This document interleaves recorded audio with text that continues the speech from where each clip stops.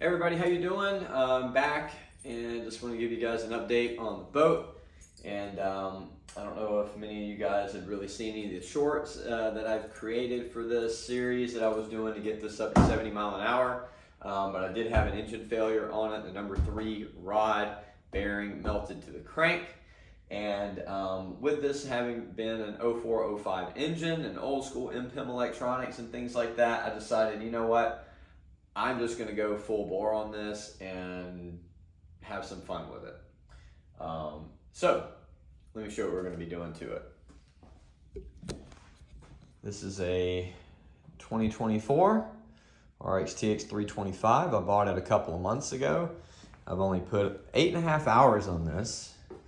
And what I was originally going to do is I was just going to sell it. I have had jet skis for a while now.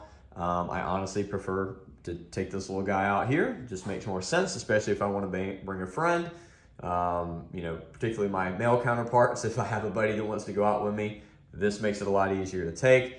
I don't really enjoy riding on a jet ski that much anymore. I mean, they're fun and everything, but I just have a lot more fun with this. You know, it's always fun to get on the water, take this out, it's super clean, have a good conversation with people about it. You know, I love talking about these things, and yeah, it's just a lot more fun to me.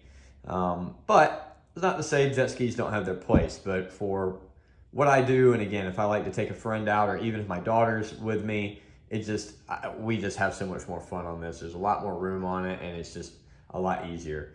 Not the best on gas mileage, but a little more easier than, riding on this too. But with that said, I was going to sell it and started getting a lot of low ball offers on it. So I said, screw it.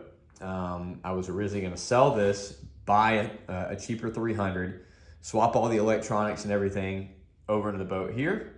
And well, when people want to offer you $16,000 for a jet ski that was $21,500 in cash after tax, fees, and even $1,000 off of MSRP back in June, plus a trailer, yeah, no, fuck you guys. I'm not doing that.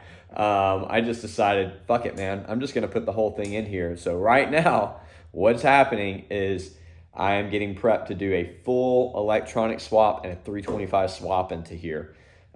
It's going to be a little challenging. Not as bad as what you would think. I already had a wiring harness from a 2024 Wake Pro 230. So I already know exactly, I've got more than enough length of wiring harness.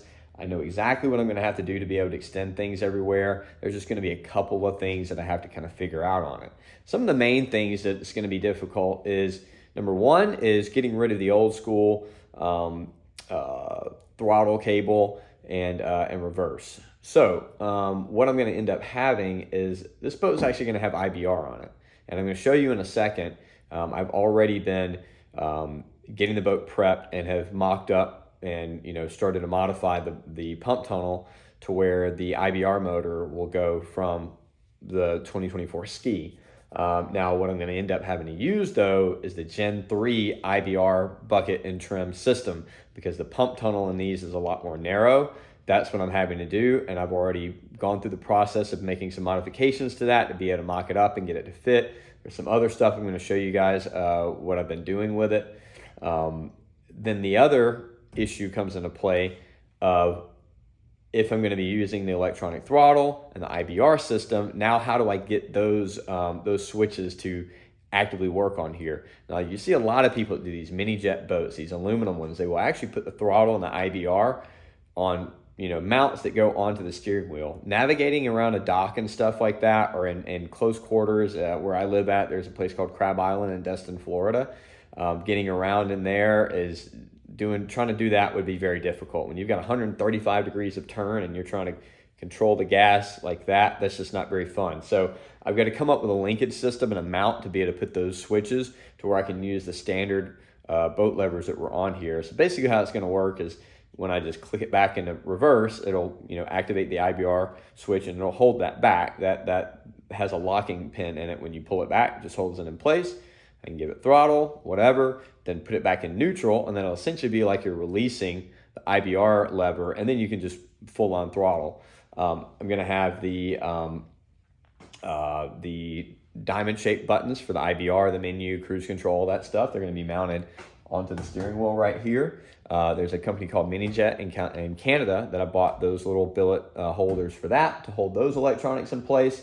I'm going to have the full LED, or I'm sorry, the LCD digital display that's currently on that ski into here, if you guys can see that. I've got a buddy that's really good at 3D printing. He's an engineer friend of mine. I'm going to be sending him off the original bezel that comes off of this with the gauge cluster for him to be able to fix that. This is going to have the amp, the speakers, the USB port, the Bluetooth controller, everything from the ski. So the only thing that's really going to change here is obviously it's going to be a little bit slower because it's heavier, but I'm going to have a almost 20-year boat with all the electronics into it. So I'm going to pull the boat out and show you guys kind of what I've already done as far as a progress as far as the IBR is going right now. And it's turned out to be a little bit more project than what I initially thought it was going to be, but not overall, overall not too bad. So let's check it out real quick. All right, here we are. You can see I've got this just kind of temporarily mounted in here. I don't even have a Venturi. I've got one coming. This is the Gen 3 IBR setup, and with that you have to have a Gen 3 Venturi as well for it to work. You can see back here, I've got the IBR motor kind of, temporarily mounted in there. That was kind of a pain. The hole for the reverse cable was like there, and I had to move and drill the hole out bigger, more to the 9 o'clock position. Then I had to refiberglass that side in over there to where I put the nut on for the IBR to hold it in place. It's going to keep it, any water from going in when I put sealant on it. Also, this IBR bucket, I had to grind down a lot of metal off of those sides right there. You can see the screw is basically right there. So, and that's going to be one of those screws that are the bolts that holds in the guides on the inside, the plastic guide, and that's where the one for the actuator goes through. So I had to grind that down, grind down a little bit of metal over here, and then on the other side as well, had to grind that down and do the same thing on the metal there. And now you can actually go up with it. You can see I had to take the ladder off. That's what those 4 bolts are for right there. So not going to be able to have a ladder on there anymore. You can also see a big hole over here. That's where the scupper valve went to. I'm debating if I actually want to relocate it or just block it off and then just let the scupper valve drain, the hose just drain back to here, and then have the Versa plugs where it's like a ball drain here, so any water that's getting into the hull is going to be constantly getting pulled out of here. I think that will be honestly just the easiest option to go to. That way I don't have a hole there and then another hole up here. I'm just going to patch that in with probably 6 to 7 layers of fiberglass on the back side, and then take an ABS 1/4 inch thick panel and cut out the perfect diameter that I need for that, and then epoxy that into place over the fiberglass just to seal it up. I don't want to try to get in here and sand down and put fiberglass in it and try to re-gel coat it. That's going to be too much of a pain in the ass, and we already don't do that when we do an aftermarket exhaust or something. We put those plugs on it. The problem is I can't put a thinner scupper valve or try to make a plug for that, because you can see as this goes up, it gets right in the way of it. This piece right here will actually make any contact with it once it gets beyond maybe 1/8 to 1/4 of an inch below that. It's just going to make contact with it, so it's virtually going to be impossible to do that. But this is the Gen 3 IBR system. You can't use the Gen 4. The pump tunnel is way too narrow, and because the reason I had to grind all this stuff off is because the pump tunnel actually kind of V's in like that, so it gets narrow as this opens up. I'll show you where I've got the IBR currently module. The IBR module currently located is basically where the factory bilge pump used to go, right there. So I've got that just temporarily in place. None of this stuff is hard mounted yet.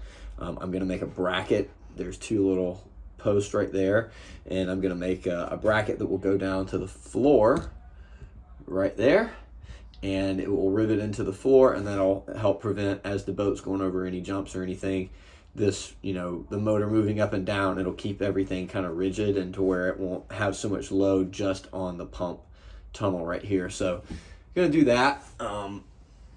So yeah, there's a lot of work to be done on it, and it's gonna take a little bit of time, but I'll come back later on and start showing you guys like ripping out the engine harness and stuff like that for it, and just kind of how to take the stuff off of the ski if you were able to do this on your own. You know, I honestly think this is actually going to be the cheapest route to go if you want to do a swap like this, is just go buy a jet ski, pull everything out, and then sell the hull off. I think if you go to like Power Plants R Us, they sell the whole power plant for 16 grand. But you know, right now you could go buy a brand new jet ski. You know, they're discounting them pretty heavily. You could probably get one a little bit cheaper, and then you can go and sell the hull off yourself. But I've already got it here. It doesn't matter. I'm just gonna pull the power plant out of here. I've got a guy lined up to buy the hull for it. So yeah, enough jibber jabber for me. It's kind of early in the morning. I haven't had coffee, and I'm just kind of spaced out this morning. So yeah, I'm gonna start working on this here in a little bit, and I'll get back with you guys with it. All right, guys, here we are. Got another day cracking at this. I'm gonna start showing you guys how to take all the electronics out of here. And a couple of things you're going to want to need is some masking tape, a Sharpie, and some cutters. There's going to be different zip ties and stuff that have to be cut, and you're going to want to label everything. Most of these plugs, they can only go onto one sensor, but it just makes it easier to label everything so you know exactly where it goes. There's no guessing or anything like that. When you go to drop it in, we're done. So I'm going to go ahead and pull the seat off. We're going to start taking everything off of the sensors inside of the engine bay, and then start removing the airbox out of here to get the ECU and the other controls off of it as well. Okay guys, so you can see I've got all the wiring harness started to pull out of here. I'm trying to pull the airbox out of here, and the only problem is that there's a zip tie on the very front of the airbox that is almost impossible to access to get something to cut it, and then the harness goes back up to the fuel pump. So what I'm going to have to do now is pull the storage box out of here, and you can see I've already removed the shock here. Typically what you're supposed to do is take this and unscrew it, and it will unscrew from the base right there, and then this will just kind of hang in here like that. So that's not what I did though. What you can do is you can take the hatch and pop it, and then just go boom like that real quick. When it's barely open, just push up, and this will pop out of that. It will not damage it. It's not going to hurt anything. You're obviously not going to be able to put it back in the same way, but it'll come out a lot quicker, easy to do. And then what you want to do is just take like a strap or something and put it on a tie point just to keep this upright, because we're going to now have to take all of these T30 screws out. There's ones all the way around on the sides. The ones over here where the latches are out, you're gonna have to take that one out, and then the 4 around the gas fill hose as well. So I'm gonna go ahead and start taking those to remove the bucket out of here, and then I will show you how to get the fuel harness, get the harness off of the fuel pump. So a couple of things you're gonna have to do to remove the tub is, once you get all the screws out of there too, there's gonna be a rivet here and a T30 screw here. You can see that rivet there. Just gonna pop those out. Pull this out of the way, then you'll have to take off the speakers. So we're gonna get inside of here, and you will see it. That right there is a T30. We're gonna have to pull this plastic back and use an extension to take that out. And then you're gonna have to take like a thin, long screwdriver and push into here, and there's a release tab. And once you get that screw out and release that tab in there, you can pull the speaker out, and then you'll be able to take this part off here. There's going to be a screw over here holding it down. You'll slide that forward, and then the bucket can actually be released from it. So there's a little bit more than just taking out the screws in here. All right, so the speaker is already slid down like you can see. I haven't unplugged it from the harness up there yet. There's an 8mm screw right there. We're going to pull that out, and then this will slide out. There's a release tab in there that you pull on. Just pull that forward, and then we'll be able to go to the other side, do the same process, and then get our bucket off. So storage bin is out, and this is a newer style fuel pump. You see it's got the sensor over here for it, and then it's actually got the power wire there. So you see that one little zip tie right there that's all the way in the front of that air box, and almost impossible to get to unless you have really small arms. That's why we're taking this out. Is I'm going to go ahead, disconnect these, cut that off, pull the fuel line off, And then I need to remove the fuel pumps as well, because this is on the 325, has a different fuel pump system, and I'm gonna have to use that one. Okay, so all the electronics are removed out of here. Got those sitting in the house. Took the ECU off over here, voltage regulator here, and I believe the GPS module is actually on the airbox now. I won't know on the 325 yet until I get behind here. I know on the other ones the GPS is up here, but it looked like they had moved it underneath. So we're gonna go ahead and start popping these covers off here, get the switches out of it, take this bar pad off here, undo the screw for the desk post in here. You're gonna have to remove this piece here to get to our display there. This cover is gonna pop up, display and everything will come out once I take off the harness off of it. This top part will have to come off as well to expose the switches underneath here for our IBR and our throttle. There's a 10mm screw that we have to take off as well underneath here and pop the mirror caps off of it. Once you get that off, then we're gonna start getting underneath here, and there's a bunch of tabs that run along the side of this. And I believe there's two more that, if memory serves me correctly, are one right there, and then on the other side, you have to pop those out to get those. That way we can remove this whole surround here and be able to start removing all the harnessing out of it.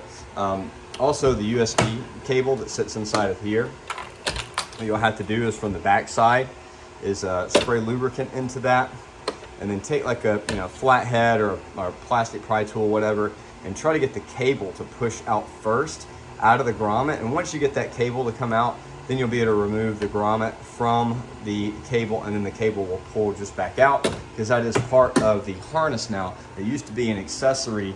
It used to be, you were able to disconnect it up here, but now it is a full integrated accessory into the updated electronics. So once I get all that stuff pulled out up here, all of that disconnected, the harness will simply go down through these ventilation tubes, or actually we might be able to just, we can actually just pull the remainder of the harness, which is just right here.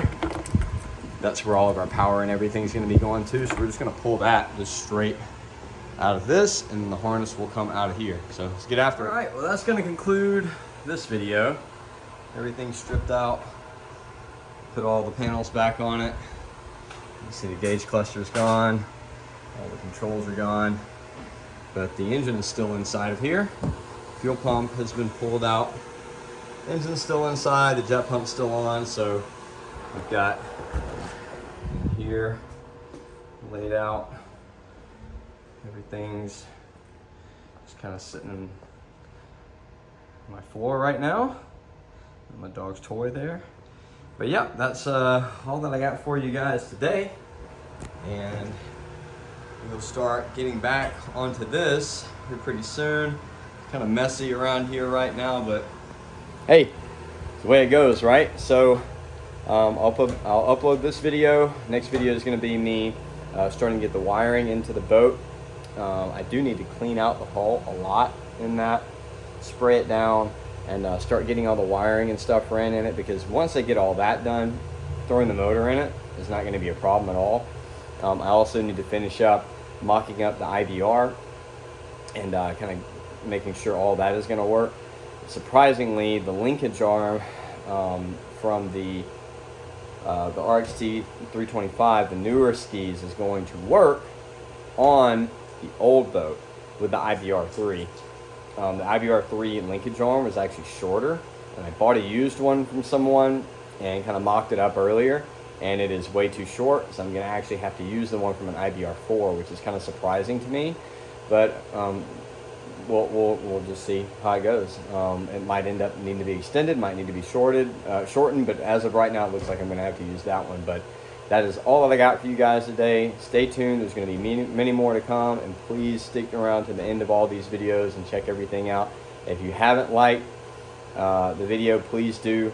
And if you're not subscribed, please subscribe to the channel. I talk to a lot of people online that say that they have watched my videos and things like that, and they're not subscribed. Please subscribe. I've never tried to promote this, but this is a big project here that I'm doing, and I make a little bit of money off of YouTube, so the more that I can make, kind of helps to go towards this. But I appreciate it, guys, and we'll see you again soon.